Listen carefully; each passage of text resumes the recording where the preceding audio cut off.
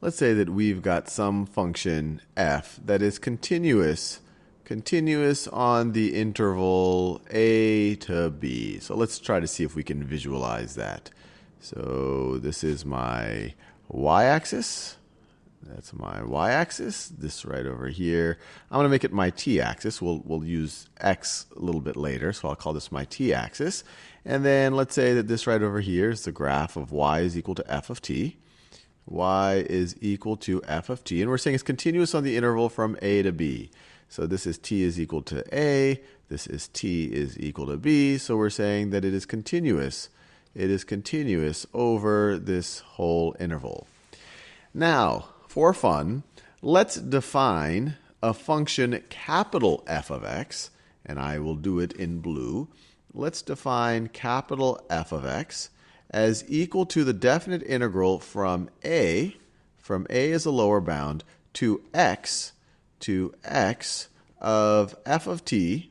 Let me do that of f of t dt, where x is in this interval, where a is less than or equal to x is less than or equal to b. Or that's just another way of saying that x is in this interval right over here. Now, when you see this, you might say, oh, the definite integral, this has to do with differentiation and antiderivatives and all that. But we don't know that yet. All we know right now is that this is the area under the curve f between a and x. So between a and, let's say, this right over here is x. So f of x is just this area right over here. That's all we know about it. We don't know it has anything to do with antiderivatives just yet. That's what we're going to try to prove in this video.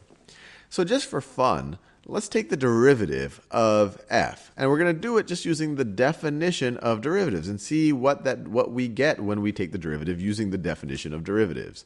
So we would get, the derivative f prime of x, well, this definition of derivatives, it's the limit as delta x approaches 0 of capital F of x plus delta x minus f of x, all of that over delta x. This is just the definition of the derivative.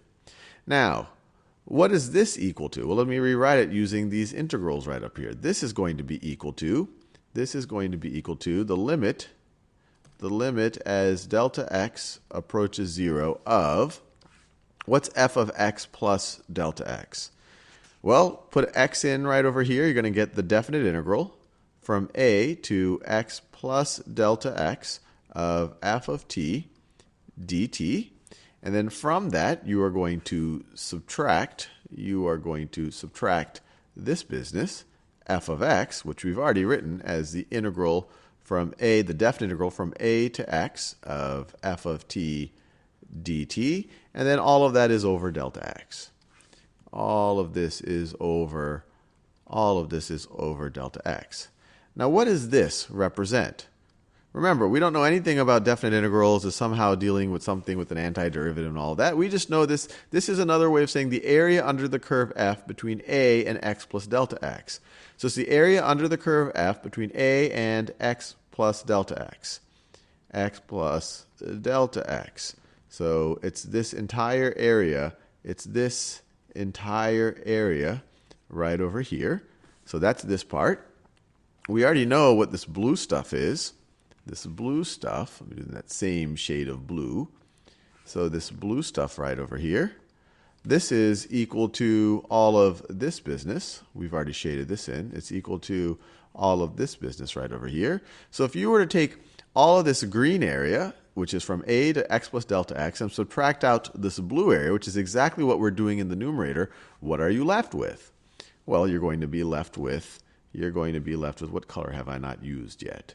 Maybe I will use this pink color. Well, no, I already used that. I'll use this purple color. You're going to be left with this area. You're going to be left with this area right over here. So what's another way of writing that? Well, another way of writing this area right over here is the definite integral between x and x plus delta x of f of t dt. So we can rewrite this entire expression, the derivative of capital F of x, this is capital F prime of x, we can rewrite it now as being equal to the limit as delta x approaches 0. This I can write as 1 over delta x times the numerator, and we already figured out the numerator, the green area minus the blue area is just the purple area, which is, and another way of denoting that area is this expression right over here. So 1 over delta x times the definite integral from x to x plus delta x of f of t dt. Now this expression is interesting. This might look familiar from the mean value theorem of definite integrals. The mean value theorem of definite integrals tells us, so the mean value theorem of definite integrals tells us there exists a c in the interval. So I could a c where, I'll write it this way, where a is less than or equal to c, which is less than, or actually let me make it clear, the interval that we now care about is between x and x plus delta x, where x is less than or equal to c, which is less than or equal to x plus delta x, such that the function evaluated at c, so let me draw this c. So there's a c someplace over here. So if I were to take the function evaluated at this c, so that's f of c right over here. So if I were to take the function evaluated at c, which would essentially be the height of this line, and I multiply it times the base, this interval, if I multiply it times the interval, and this interval is just delta x plus delta x minus x is just delta x. So if we just multiply the height times the base, that this is going to be equal to the area under the curve, which is the definite integral from x to x plus delta x, x to x plus delta x of f of t dt.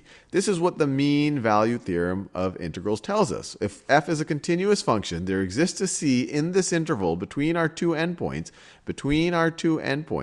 where the function evaluated at the c is essentially, you can view it as the mean height. And if you take that mean value of the function and you multiply it times the base, you're going to get the area of the curve. Or another way of rewriting this, you could say that f of c, there exists a c in that interval where f of c is equal to 1 over delta x, I'm just dividing both sides by delta x, times the definite integral from x to x plus delta x of f of t dt. And this is often viewed as the mean value of the function over the interval. Why is that?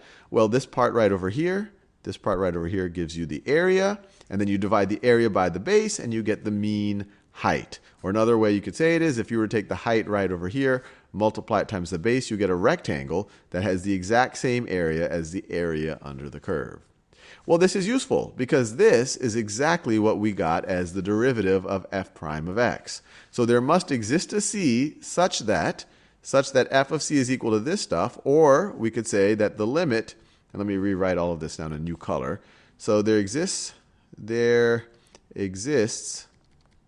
a c in the interval x to x plus delta x where f prime of x, which we know is equal to this, we can now say is now equal to the limit as delta x approaches 0. And instead of writing this, we know that there's some c that's equal to all of this business of f of c. Now we're in the home stretch. We just have to figure out what the limit as delta x approaches 0 of f of c is. And the main realization is this part right over here. We know that c is always sandwiched in between x and x plus delta x. And intuitively, you could tell that, look, as delta x approaches 0, as delta x, as this green line right over here moves more and more to the left, as it approaches this blue line, the c has to be in between, and so the c is going to approach x. So we know intuitively that c approaches x as delta x approaches 0, Or another way of saying it is that f of c is going to approach f of x as delta x approaches 0. And so intuitively, we could say that this is going to be equal to f of x. Now you might say, okay, that's intuitively, but we're kind of working on a little bit of a proof here, Sal. Let me know for sure that x is going to approach c. Don't just do this little thing where you drew this diagram and it makes sense that c is going to have to get closer and closer to x. And if you want that, you could just resort to the squeeze theorem. And to resort to the squeeze theorem, you just have to view c as a function of delta x, and it really is. Depending on your delta x, c is going to be further to the left or to the right, possibly. And so I can just rewrite this expression as x is less than or equal to c as a function of delta x, which is less than or equal to x plus delta x. So now you see that c is always sandwiched between x and x plus delta x. Well, what's the limit of x as delta x approaches 0? Well, x isn't dependent on delta x in any way, so this is just going to be equal to x. What's the limit of x plus delta x as delta x approaches 0? Well, as delta x approaches 0, this is just going to be equal to x.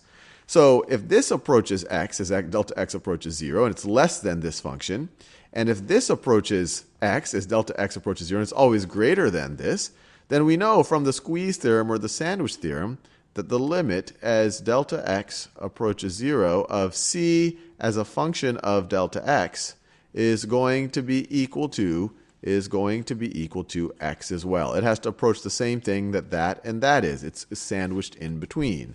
And so that's a slight, we resort to the sandwich theorem. It's a little bit more rigorous to get to this exact result. As delta x approaches 0, c approaches x. If c is approaching x, then f of c is going to approach f of x. And then we essentially have our proof. F is a continuous function. We defined f in this way, capital F in this way, and we were able to use just the definition of the derivative to figure out that the derivative of capital F of x is equal to f of x. And once again, why is this a big deal? Well, it tells you that if you have any continuous function f, and that's what we assumed that f is continuous over the interval, there exists a function, you can just define the function this way, as the area under the curve between some endpoint or the beginning of the interval and some x. If you define a function in that way, the derivative of this function is going to be equal to your continuous function. Or another way of saying it is that you always have an antiderivative, that any continuous function has an antiderivative. And so it's a couple of cool things. Any continuous function has an antiderivative. It's going to be that capital F of x. And this is why it's called the fundamental theorem of calculus. It ties together these two ideas. And you have differential calculus, you have the idea of a derivative, and then in integral calculus, you have the idea of an integral. Before this proof, all we viewed an integral as is the area under the curve. It was just literally a notation to say the area under the curve.